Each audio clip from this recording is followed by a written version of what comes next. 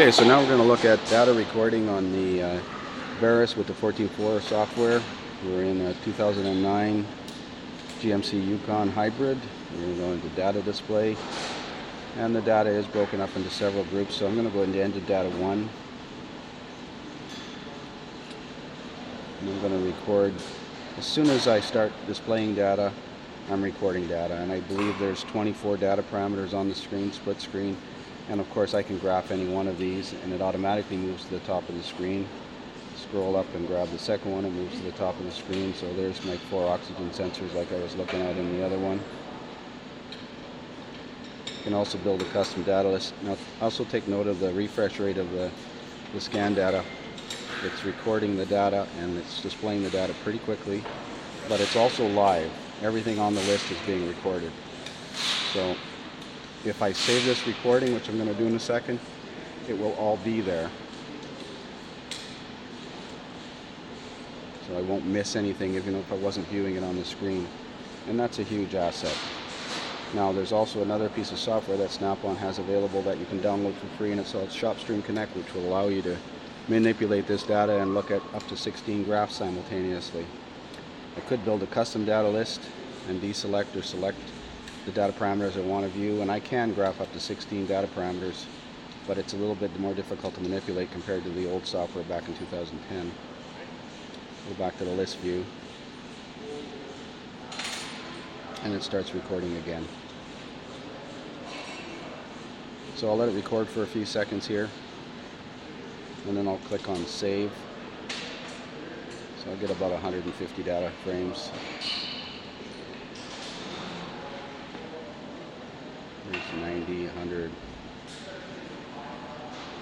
Now, as I said before, with this 14.4 software on any of the platforms that are PC based, there really is no limit to how much data you can record. I've recorded hours on a trip and saved it with like 40,000 frames of data, mainly for demonstration purposes. But there are times you might want to record a vehicle going through a warm-up cycle, right from ice cold to operating temperature, and that could take several minutes, maybe half an hour. And a drive cycle on a highway. If you want to record it, you can do it with this tool. Okay, so I'm going to click on pause and then save, and it automatically saved the file by the vehicle's make, model, and the date in the scan tool at the time. And it is also appended to this vehicle service record. Okay. So if I want to view that service record, I can simply highlight this button down here. Now I've recorded data on this vehicle several times, so it loads this information fairly slowly. And that's one of the downsides to this scan tool, is because it's old hardware, and respectfully it's over 5 years old now. It needs more RAM and a faster processor to be able to handle this data more efficiently. So eventually, once it loads this vehicle service record, I'll be able to go in and view the data that's been recorded. Okay, so there's the recording I just took. I can just double click it, and it will open it in a ability to manipulate the data. I can also open that file and shop it. Maybe I didn't double click it. There it is. So there's my graphs or my data parameters, and again, if I want to look, this is the entire recording.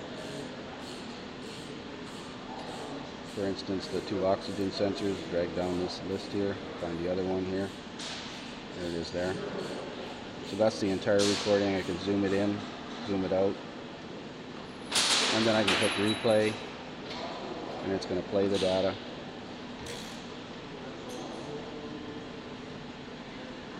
Again, manipulate it while it's playing. Pause it, fast forward through it, rewind through it, very similar to the other tool. And it's automatically tied to the vehicle service record. Like I said, in the background here I have this service record, which indicates, everything that was done on it for probably the first recordings I have on here are from 2012, and they're saved to the vehicle service record if I choose to do that.